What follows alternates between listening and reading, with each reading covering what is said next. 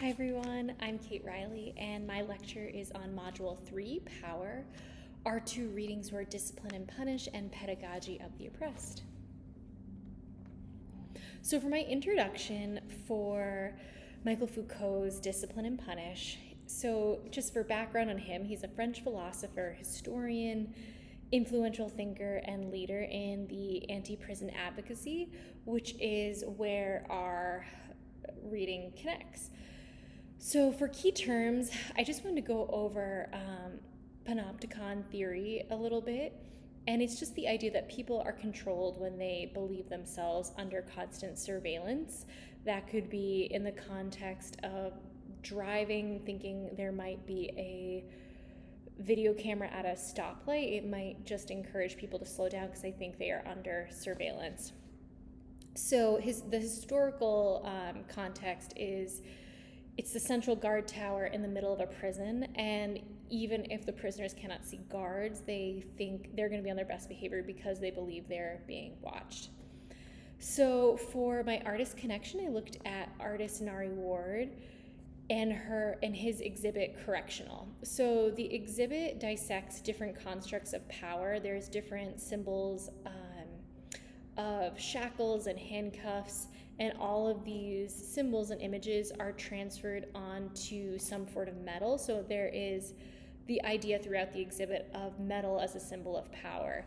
And some of the pieces are just really beautiful. If you're not familiar with Nari Ward's work, I would absolutely recommend looking into that exhibit and some of these pieces. So for the body of my text, Foucault's looking at the foundation of history and social control and those elements, but he begins by looking in the context of the Middle Ages during the plague. And there's a designated watcher that's responsible for monitoring people. This person is going to walk through the streets and patrol the households and would be looking in windows observing people. And it connects to that panopticon theory because it's the idea of if you know people are watching, you're on your best behavior. And just going back to that idea of the central guard tower and people having that belief they're being watched. So Foucault emphasizes that surveillance creates a permanent effect on behavior and maintaining power without that direct intervention. So if you're looking at panopticon theory, it's presented as a symbol of surveillance and control, and the perception of constant observation. So after kind of going through this, Foucault asks the reader if it's surprising that prisons resemble factories, schools, and barracks and hospitals, suggesting that these institutions are functioning really similar in their control and levels of surveillance. And I think I'm sure we can all agree that the concept of panopticon continues to influence modern society, especially in schools. In my discussion post, I even talked about, I think a week ago, I had a 9th grade boy saying, "Oh, you can't do that. There's cameras in the hallway. They're going to see you." And even that just is obviously a very obvious example, but they think they're being watched and they're altering their behavior. So for my questions is there evidence of punitive disciplinary practices in the foundations of modern schools and other institutions?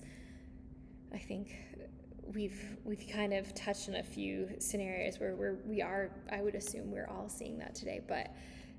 And then the other side of that, is there justification for this type of control? If so, under what circumstance? What do you guys think? And then what I'm really interested in is what is a better model for a society, whether it's a prison, a school, or another institution. What could be a more productive model?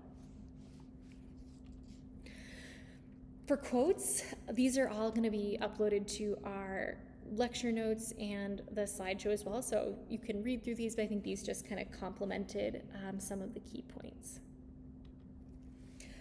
So for conclusion, I think we see there's a lot of public institutions that have been founded on this ancient model, and that control and discipline placed above personal well-being and positive growth is really a pretty scary model that we are founding some institutions after.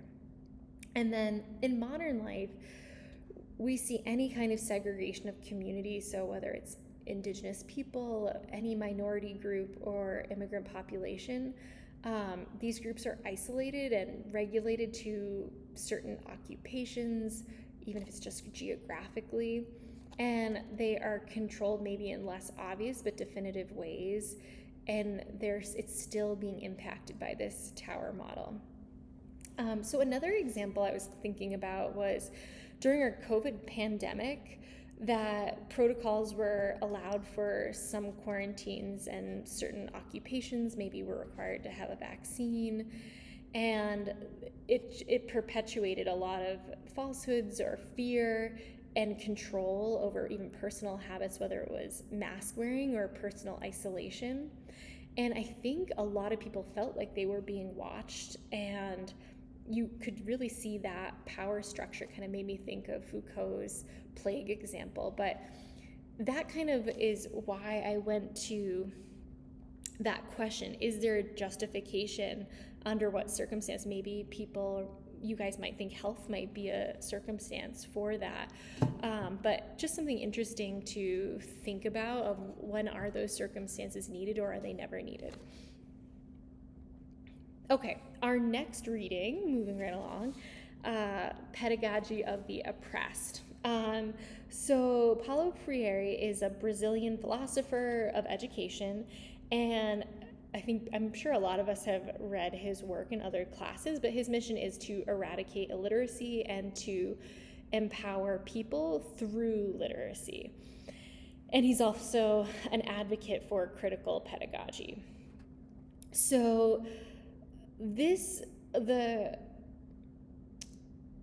Actually, I'll talk about some of my key terms first. So for key terms, I looked at praxis theory, oppression, and classism. And just for praxis theory and the key terms, it's just the concept of reflection and action being the means to more meaningful change, specifically with social, political, and educational contexts. And then for my artist connection, I looked at Banksy. I think his work fits really well with these ideas, and I know my students always really enjoy looking at his work and thinking about some of these ideas, but his work connects oftentimes to oppressed people, and it deals with issues of class, cultural action, and he uses flipping the narrative and humor and sarcasm to bring forward stories of politics and voices of the oppressed. So I thought that was a good example just to connect to this text. Okay, so the main themes in this text, it is looking at praxis theory and the balance of reflection and action, a concept that is involving application and putting those actions into practice. So the other thing he's looking at is the transformation of structures and society, not just thinking of leaders as the primary thinkers or voices, and not thinking of people just as followers. And all of his works that are connecting back to literacy, it's the same idea of empowering the people and giving them the tools to create action. So he's looking at people as active participants and communicators to create change in their countries or worlds or communities. And revolution is achieved through that reflection and cultural action and committing to that transformation. So he shares a potential problem, and it's that people don't always have full conscious of their own reality, which can impede on progress for change. So revolutionary praxis is making sure people are not following their leaders or just their ideas, and they're not possessions of the leaders. And the oppressed have to believe in themselves and be informed of their self-worth and have awareness to actually be free. which is, again, why literacy ties so closely into these ideas. So the dominant class attempts to divide the oppressed class in order to maintain control and power. And if the dominant class is wishing to keep their way of life and their wealth and their power, they're going to want to prevent people from understanding this grip on power. In my own town and community, this really kind of hit home reading this. We have a area in our town called the Yellowstone Club. It is a private, gated community in our town that normal people don't have access to. And it is the 1% of the 1%. So it's, Bill Gates lives there, Mark Zuckerberg, Tom Brady, just that really high percentage of the wealthy. And, the rest of the community is a pretty well-mixed, diverse community, and that power dynamic and separation of wealth is really evident, and you do see people not wanting to allow the working class families to rise up. It's really a hard place to live, and that divide of the people in the Yellowstone Club or people in that section of our community is they don't want it to equal out, and you do see that here. So I thought that was really interesting to think about. Okay. Again, some helpful quotes, and these will be uploaded in our class file. So for questions, I thought this was interesting for any teachers in the classes. How does the formation of unions pose a threat to controlling powers, such as a private industry? I think if you are lucky enough to have a good union at your school, it makes a pretty big difference. I know our town has all different unions, from the firefighters to our ski patrollers, but it really shifts that power dynamic. So how does the formation of unions propose a threat to power structures? And then what do you guys think are the key elements for controlled people overcoming the controls that bind them? And then lastly, what motivates people to liberate themselves? I think Freire would argue literacy is one of those ways they can actually take control back. So for my conclusion, I think there are really so many pieces of both of these texts that are really relevant today, whether it's Black Lives Matter, different social divides in our country, they all are applicable to this. But one way I found a connection in public schools is I was thinking about that idea of divide and rule, or divide and conquer in today's classroom being really prevalent. And whether it's separating students by ability levels, whether it's a IB versus standard level, or an honors math, honors physics versus just a general entry, and having it based on how inclined they are on the material, or if it is just dividing based on numbers. But Freire would see this as a form of oppression.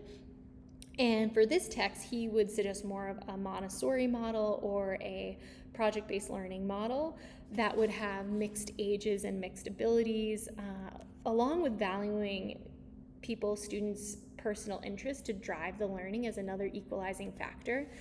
And having seen both Montessori models and public school models, I thought that was kind of interesting to think about. I think that's something that is an ongoing issue in a lot of public schools.